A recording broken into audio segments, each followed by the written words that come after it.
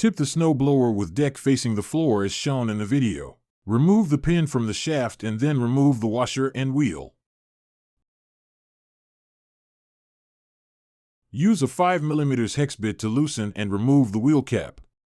To replace the transmission assembly, remove the retaining ring and the retaining pin.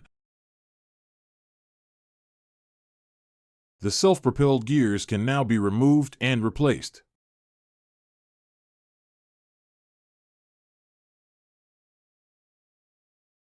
Assemble the wheel cap using a 5mm hex bit. Mount the wheel onto the shaft with the wheel tire pattern direction as forward as shown in the video. If the tire pattern is in reverse direction, then the left wheel and right wheel are mounted backward. Assemble the washer, then insert the pin in the shaft and lock the wheel securely. The gear transmission assembly is identical, so the same procedure goes for both sides. Return the snow blower to its normal position.